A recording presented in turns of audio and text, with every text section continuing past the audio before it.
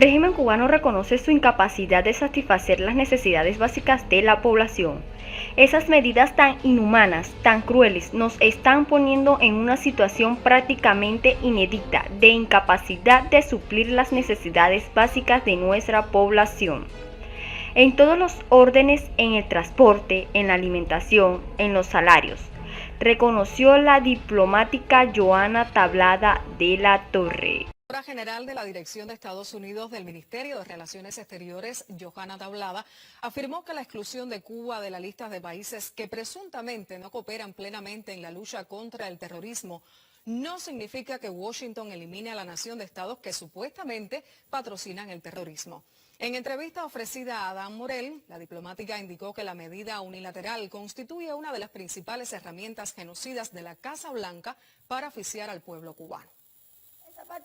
La experta señaló que Washington está aislado en su política hacia Cuba y que cada vez son más las voces que se levantan para que se excluya a la isla de la injustificada lista de países patrocinadores del terrorismo. Estos listados no tienen relación, no son vinculantes uno con el otro. Son listados que se derivan de órdenes del Congreso de calificar a países que a Estados Unidos no les gusta y el Departamento de Estado hace la tarea cada año. Para decírtelo más claramente, Estados Unidos podía haber decidido retirar a Cuba de la lista de estados patrocinadores del terrorismo sin haber afectado el listado de países que no cooperan con el terrorismo. Es decir, el mecanismo no funciona con dos listados. Cada listado es un mecanismo en sí propio. Lo importante es la decisión del gobierno de Estados Unidos de no haber cambiado el listado que importa más, porque es el que lleva medidas coercitivas contra la población cubana. Entonces, al reconocer que Cuba no pertenece al grupo de países que no coopera contra la lucha contra los esfuerzos antiterroristas de Estados Unidos, el gobierno de Estados Unidos da un pasito, pero se queda sin dar el paso esencial que se deriva del primero, aunque no sean vinculados. Es decir, Estados Unidos podía haberse levantado hace 2 días y decir, hoy se acabó la mentira, hoy se acabó la injusticia, hoy se acabó la calumnia, Cuba coopera con Estados Unidos y no merece estar en la lista de países que son copatrocinadores o patrocinadores del terrorismo internacional. No lo hicieron porque no han querido, porque quieren seguir utilizando la lista de países patrocinadores del terrorismo como una justificación para las medidas coercitivas unilaterales que de ellas se derivan y que están asociadas a la política de Estados Unidos de asfixiar la economía de Cuba y responsabilizar a Cuba por el impacto de sus medidas.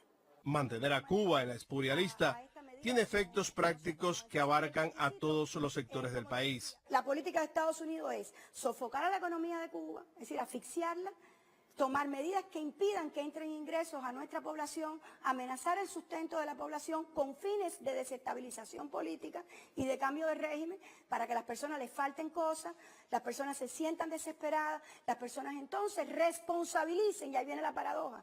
Es decir, yo te quito todo a ti, pero después desarrollo una bien financiada operación comunicacional sistemática en el mundo de la gran prensa y en el mundo de las plataformas digitales para responsabilizar al país víctima del impacto que tienen esas medidas tan inhumanas, tan crueles, que nos están haciendo sufrir tanto, que nos están poniendo en una situación prácticamente inédita de incapacidad de suplir las necesidades básicas de nuestra población en todos los órdenes, en el transporte, en la alimentación, en los salarios. Bueno, pues ese es el diseño. La subdirectora general de la Dirección de Estados Unidos del Ministerio de Relaciones Exteriores, Joana Tablada, aseguró que desde el triunfo de la revolución, Cuba nunca ha incurrido en hechos que califiquen como terrorismo. Por ello, mantener al país en esa lista, además de ser un acto inmoral, constituye una violación de los más elementares derechos de un pueblo. Adán Morel, Canal Cubano de Noticias. Y por otro lado, según el cara de crimen de Canel, y a esta altura del campeonato, dice que el bloqueo no puede ser una excusa para no producir en Viñales. Es la muela de nunca acabar. Aquí hay que separar y decir, yo por el bloqueo no puedo hacer esto. Me va a faltar combustible para esto, pero con todo eso del bloqueo, mira todo lo que yo puedo hacer. Yo puedo criar gallinas, yo puedo criar carneros, yo puedo criar puerco, yo puedo sembrar comida. Viñales es un pueblo laborioso, trabajador, no lo ven en todos los lugares, las cosas ordenadas, las plantaciones de cultivo están bonitas, o sea que se ve que hay una cultura de trabajo. Por otra parte, solo un 3% de cubanos se consideran firmemente socialistas, según encuesta. El estudio apunta que persiste una visión pesimista del futuro de Cuba. Señora diputada, yo le invito a Cuba, pero no en una de las tantas delegaciones extranjeras que se pasean como en safari por mi país. Le invito a la Cuba real, a ver si luego tiene el cuajo de decir que el modelo comunista garantiza la democracia y la participación. La alineación internacional del Partido Comunista Uruguayo y se cansó de defender dictaduras, lo mirás a la interna y es muy democrático. ¿Por qué se da esa paradoja? Sí, no sé mucho a qué te referís con defender dictaduras. Y Cuba, por ejemplo, sabes que es un régimen Cuba que... no es una dictadura, pero... ¿Cómo no va a ser? ¿En serio Cuba no es una dictadura? Sí, en serio. Pero aparte, digo, más allá de eso que igual, capaz que con Cuba cometo el error de decir algo que no debería decir sobre ningún otro país, porque no debería caracterizar la realidad de ningún país que no sea el mío. Pero bueno, con Cuba capaz que porque siento demasiado cercano su realidad, pero porque me crié con su historia y con sus concepciones y con su cultura, con su lucha, y me inspiró, y como todos los jóvenes, creo, de América Latina, ¿no? Que vemos en Cuba lo mejor que te puede pasar en la vida, que es liberarte. Pero es una dictadura de partido único, no hay oposición. Si yo quiero quejarme de algo, yo soy politóloga y el temita del partido único lo tengo bastante criticado, digamos, teóricamente, porque el tema del voto y cuánta gente vota, y a qué partidos puedes votar, y qué termina siendo eso de Cuba, que tienen organización, o sea, que tienen la capacidad de organizarse a nivel territorial de su cuadra para tomar la decisión sobre el futuro de todo, de lo que pasa en su vida. Sí. Nos parece que no. Entonces el grado de participación ahí, pero es pensar en qué valorás, si valorás el voto o valorás la participación. Bueno amigos, y continuamos viendo lo que pasa en Cuba. Hay una enfermedad viral no identificada afectando a municipios de Santiago de Cuba. Es duro decirlo, pero no sorprende, los cubanos llevan años malnutridos, comiendo literalmente lo que aparece, sin medicinas y bajo un estrés constante. Un desastre. Fiebre alta, dolor de cabeza, dolor en los ojos o en la espalda son los síntomas de una rara enfermedad que ha brotado en Songo-La-Maya. Según dio a conocer la Dirección de Salud, entre las primeras 24 y 48 horas se focaliza un proceso respiratorio similar al catarro común.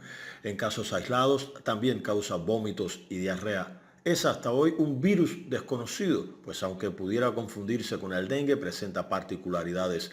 El pasado 11 de mayo, trabajadores de salud en Songo-La-Maya identificaron un incremento en los síntomas febriles y comenzaron el estudio. Ya se hicieron 25 pruebas que esperan respuestas desde el IPK de La Habana y se harán otras en los próximos días. Directivos de salud aconsejan tomar precauciones. El virus parece transmitirse como la gripe común, pero hay también dengue en el territorio. Ante los síntomas citados, lo primero debe ser acudir a los especialistas.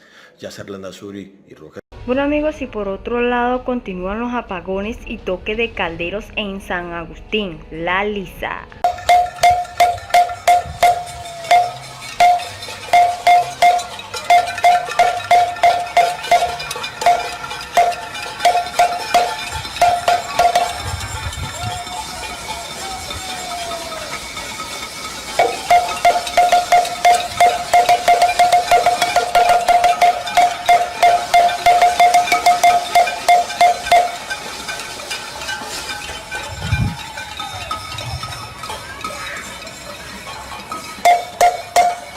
El preso político Jorge Luis Gamboa Ramón, encerrado en la prisión El Típico de Las Tunas, se encuentra en situación delicada de salud, con falta de atención médica, mala alimentación y acoso por parte de las autoridades. El hermano lo tienen ahí, lo pasaron para el régimen, le vistieron de naranja, de naranja, ahí está en el régimen, lo tienen sin pertenencia y sin nada, y está flaco, lo memorioso, sin pertenencia, sin nada, brother.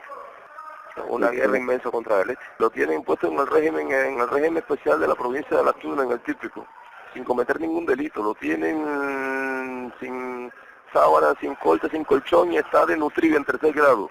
Con todas las enfermedades que tiene los pies hinchados. No le permiten visita con la familia. No sé lo que quieren montarle, parece que lo quieren muerto, compadre. Entonces después decir que murió de un infarto, o que murió de la presión, y en vez de llevarlo para el hospital, lo llevaron para aquí, para la celda. En la celda las condiciones son súper pésimas. Y el hombre estaba bajo de peso y la visita que habían acordado porque la mujer viene el viernes tampoco lo pudo ver. Se va, y está flaquito, está bajo de peso, está desnutrido. Eso es lo que hacen, cortarle los suministros para que muere, sin colchón y sin vacía y sin nada. Eso es un trabajo psicológico, ¿viste? Ya para desbaratarlo todo esto. Así que va a conocerlo y hacer un llamado al Santo Padre que intervenga directamente por la vida de José Luis Gamboa. De lo contrario, José Luis Gamboa va a morir y después lo van a notificar que murió de un infarto. Amigos míos, el periodista independiente y colaborador del Observatorio Cubano de Derechos Humanos, Ramón Jiménez Arencibia, realiza un resumen sobre el tema prisiones y presos políticos en Cuba semanas pasadas. Crece el clamor de las madres, hijos y familiares de los presos políticos, los cuales claman por su libertad, mejor atención médica y que cesen las condiciones infrahumanas en que mantienen a la mayoría, encerradas en celdas que no reúnen las mínimas condiciones exigidas en las reglas Mandela. Los castigos a que son sometidos violan todas las reglas internacionales aprobadas por las organizaciones de derechos humanos, aprobadas por la ONU y recogidas en convenios y tratados internacionales sobre la materia. La vida del activista y colaborador del Observatorio Cubano de Derechos Humanos, Carlos Michael Morales Rodríguez, corre peligro al arribar a 17 días en huelga de hambre. El periodista independiente mantiene su protesta por su arbitrario arresto.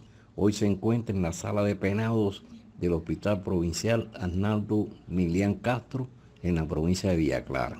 Se reportan que madres de los presos políticos, fundamentalmente el 11 de julio, se plantan frente al Palacio de Justicia en varias provincias para demandar la aplicación de medidas que alivien el duro rigor que le apliquen a los presos políticos en las prisiones, que a muchos enfermos les apliquen la libertad extrapenal, que le brinden mejor atención médica y que cesen los tratos inhumanos.